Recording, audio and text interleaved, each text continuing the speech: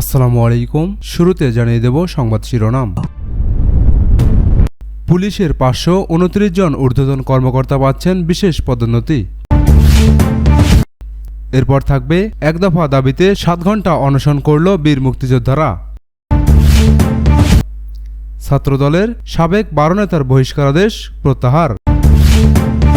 এরপর থাকবে তত্ত্বাবধায়কের দাবিতে জামায়াতের 3 দিনের কর্মসূচি ঘোষণা। মিছিল সমাবেশে আইজিপির সহায়তা চেয়েছে জামায়াত। এবং সর্বশেষ জানিয়ে দেব, কোরআন অবমাননা বাকস্বাধীনতা নয়, আধুনিক অজ্ঞতা বললেন ইব্রাহিম রাইসি। এতক্ষণ শুনছিলেন সংবাদ শিরোনাম, এবারে থাকছে বিস্তারিত। পুলিশের 529 জন ঊর্ধ্বতন কর্মকর্তা পাচ্ছেন বিশেষ পদোন্নতি। বিশেষ পদ্ধতিতে পুলিশের 529 জন কর্মকর্তাকে পদোন্নতি দেওয়া হচ্ছে। তাদের জন্য পদ তৈরি করা হবে। তাদের পদায়ন হবে ইনসিটু পদ্ধতিতে, অর্থাৎ পদোন্নতি পেলেও আগের পদে দায়িত্ব পালন করবেন তারা। গত 20 জুলাই স্বরাষ্ট্র মন্ত্রণালয়ের জননিরাপত্তা বিভাগের সুপার নিউ মারারি পদ সৃজন সংক্রান্ত কমিটির সভায় এ সিদ্ধান্ত হয়। পুলিশ ও এনটিএমসি শাখার অতিরিক্ত সচিব মোহাম্মদ আলী হোসেনের সভাপতিত্বে সর্বশেষ সভা হয়। ওই সভায় 529 জনকে পদোন্নতি দেওয়ার সিদ্ধান্ত হয়। শীঘ্রই সিদ্ধান্তের বিষয়টি জনপ্রশাসন মন্ত্রণালয়কে অবগত করা হবে। এরপরই প্রজ্ঞাপন জারি করা হবে। সভার সিদ্ধান্ত অনুযায়ী ইনসিটু পদায়ন দেওয়া হবে এডিশনাল আইজি এ পদমর্যাদার 15 এবং একই পদে গ্রেড 2 পদমর্যাদার 34 কর্মকর্তাকে।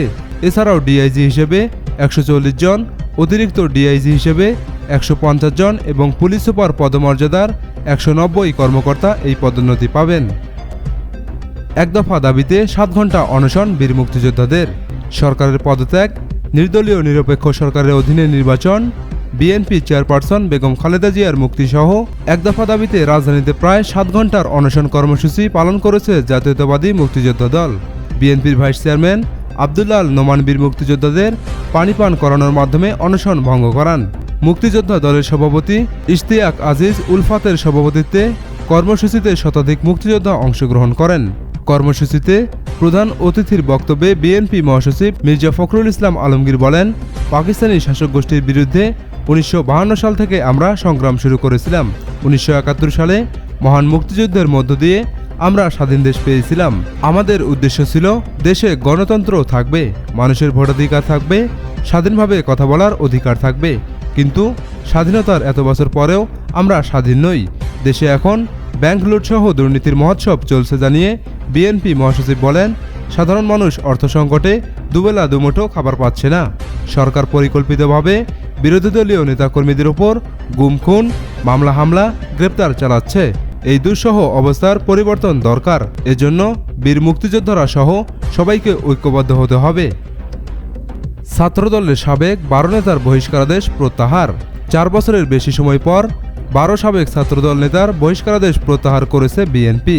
সংবাদ বিজ্ঞপ্তিতে বলা হয়, 2019 সালের 22 জুন ছাত্রদল কেন্দ্রীয় সংসদের সাবেক এই নেতৃবৃন্দকে বহিষ্কার করা হয়েছিল।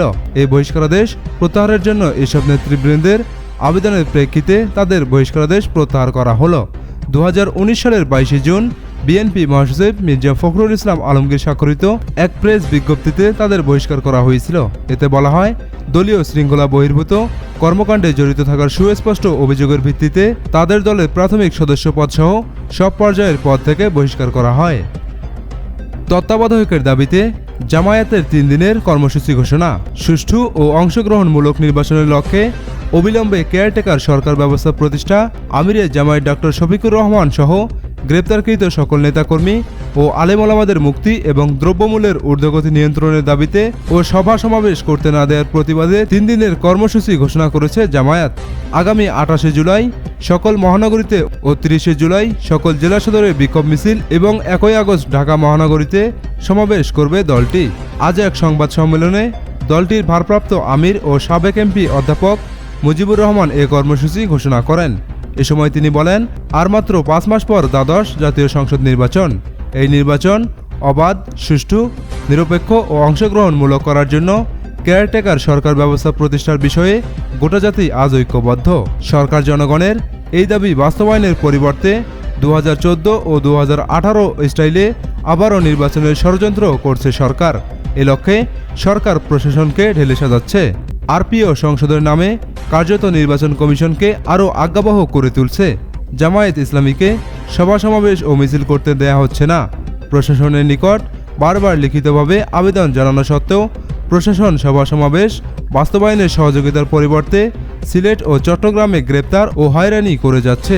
দেশে যাতে সুষ্ঠু ও অংশগ্রহণমূলক নির্বাচন না হয় সেজন্য জামায়াতের আমিরসহ শীর্ষস্থানীয় নেতৃবৃন্দকে এবং অন্যান্য রাজনৈতিক দলের নেতাকর্মীদের মিথ্যা মামলা দিয়ে কারাগারে আটক করে রেখেছে।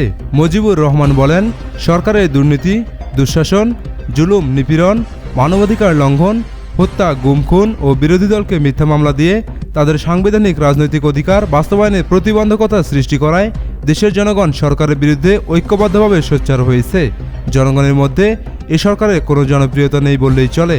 তারা রাষ্ট্রের আইনশৃঙ্খলা বাহিনীকে তাদের রাজনৈতিক উদ্দেশ্য বাস্তবায়নে হাতিয়ার হিসেবে ব্যবহার করছে। সিলেট মহানগরীতে জামায়াতের সমাবেশ ঠেকানোর জন্য ব্যাপক পুলিশ মোতায়েন, চট্টগ্রাম মহানগরীতে বাড়িতে বাড়িতে হানা, 17 জুলাই গুলশানে প্রতিদ্বন্দ্বী প্রার্থীর ওপর হামলা, 22 জুলাই কুয়াকাটা থেকে জামায়াতের 11 জন নেতাকর্মী গ্রেপ্তার, 18 ও 19 জুলাই বিএনপির কর্মসূচিতে হামলা, বাধাদান ও মামলা দায়ের এবং জামায়াতকে সমাবেশ করতে না দেয়ার পুলিশি ঘোষণায় স্পষ্ট প্রতীয়মান হচ্ছে যে রাষ্ট্রের আইনশৃঙ্খলা রক্ষাকারী বাহিনী প্রজাতন্ত্রের সেবক হিসেবে ভূমিকা রাখার পরিবর্তে আওয়ামী লীগের দলীয় সিদ্ধান্ত বাস্তবায়নে ব্যস্ত। আমি রাষ্ট্রের আইনশৃঙ্খলা বাহিনীকে কোনো দলের হয়ে কাজ না করে তাদেরকে নিরপেক্ষভাবে রাষ্ট্রীয় দায়িত্ব পালনের জন্য আহ্বান জানাচ্ছি। মিছিল সমাবেশে আইজিপির সহায়তা চেয়েছে জামায়াত। মিছিল সমাবেশ করতে পুলিশ মহাপরিদর্শকের সহায়তা চেয়েছে জামায়াত ইসলামী। দলটির মজলিসে শুরার সদস্য অ্যাডভোকেট এস.এম. কামাল উদ্দিনের নেতৃত্বে একটি প্রতিনিধি দল রাজধানীর ফুলবাড়িয়ায় পুলিশ সদর দপ্তরে যায়। জামায়াতের কর্মসূচির কথা জানিয়ে তাতে সহযোগিতা চেয়ে আইজিপি চৌধুরী আবদুল্লাহ আল মামুনকে চিঠি দেন তারা। জামায়াত প্রতিনিধিরা পুলিশ প্রধানের সাক্ষাৎ পাননি। সদর দপ্তরের ফটকে চিঠি দেন। দলের কেন্দ্রীয় অফিস সেক্রেটারি আব্দুস সাত্তার স্বাক্ষরিত চিঠিতে বলা হয়েছে, তত্ত্বাবধায়ক সরকারের অধীনে সুষ্ঠু নির্বাচন, দলীয় আমির সহ নেতাকর্মীদের মুক্তি এবং দ্রব্যমূল্যের ঊর্ধ্বগতি নিয়ন্ত্রণের দাবিতে 28 জুলাই ঢাকাসহ সব বিভাগীয় শহরে ও 30 জুলাই সব জেলা সদরে মিছিল এবং 1 আগস্ট রাজধানীতে সমাবেশের কর্মসূচি ঘোষণা করেছে জামায়াত। কর্মসূচি শান্তিপূর্ণভাবে পালনে আইজিপির সহায়তা চাওয়া হয়েছে এই চিঠিতে। কর্মসূচি পালনের অনুমতির বিষয়ে বলা হয়নি জামায়াতের চিঠিতে।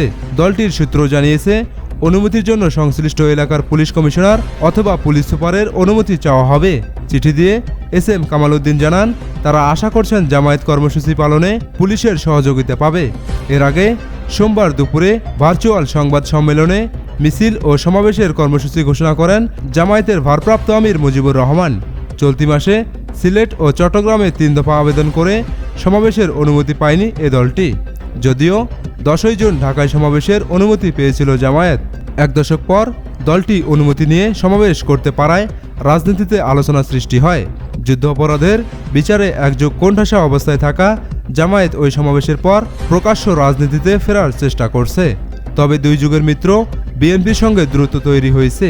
বিপদে পাশে থাকা না অভিযোগ তুলে বিএনপির সঙ্গ ছেড়েছে জামায়াত। সরকার পতনে বিএনপি ঢাকায় 1 দফার আন্দোলনে সামিল হয়নি জামায়াত। যদিও জামায়াত বলছে অন্যদের ডাকলেও জামায়াতকে আন্দোলনে ডাকেনি বিএনপি। কোরআন অবমাননা বাক স্বাধীনতা নয়, আধুনিক অজ্ঞতা, বললেন রাইসি। মহাগ্রন্থ আল কোরআন অবমাননা করার জন্য কোনো ইউরোপীয় দেশের সরকার দুর্বৃত্তদেরকে যে সবুজ সংকেত দিয়েছে, ইরানের প্রেসিডেন্ট সৈয়দ ইব্রাহিম রাইসি আবারও তার তীব্র নিন্দা জানিয়েছেন। তিনি বলেছেন, ইউরোপীয়রা বাক স্বাধীনতার যে দাবি করে এসব ঘটনা তার সাথে সম্পূর্ণ সাংঘর্ষিক। তিনি রোববার তেহরানে মন্ত্রিসভার এক বৈঠকে বলেন, ইউরোপীয় দেশগুলো বাক স্বাধীনতার দাবি করলেও তারা পবিত্র কোরআন অবমাননা করার যে অনুমতি দিয়েছে তা নিছক আধুনিক অজ্ঞতা ছাড়া আর কিছু নয়। ইরানের প্রেসিডেন্ট বলেন, সারা বিশ্বে ইসলামের ব্যাপারে জাগরণের যে ঢেউ বয়ে যাচ্ছে তার প্রেক্ষিতে এমন দিন আসবে যেদিন সকল মানুষ কোরআন অবমাননাকারীদের অশুভ, ঘৃণ্য ও নির্দয় উদ্দেশ্য সম্পর্কে সচেতন হবে। সালোয়ান মমিকা নামে সুইডেনে আশ্রয় গ্রহণকারী এক ইরাকি শরণার্থী সুইডিশ সরকারের পৃষ্ঠপোষকতায় দ্বিতীয়বার পবিত্র কোরআন অবমাননা করার পর প্রেসিডেন্ট রাইসি এ বক্তব্য দিলেন। এদিকে ডেনমার্কের ইসলাম বিদ্বেষী গোষ্ঠী দানেশকে পেট্রিয়টার গত শুক্রবার কোপেনহেগেনের ইরাক দূতাবাসের সামনে কোরআনের অবমাননা করে। ইউরোপীয় দেশগুলোতে রাষ্ট্রীয় পৃষ্ঠপোষকতায় কোরআন অবমাননার বিরুদ্ধে ইরানসহ মুসলিম সংখ্যাগরিষ্ঠ দেশগুলোতে ব্যাপক বিক্ষোভ হয়েছে।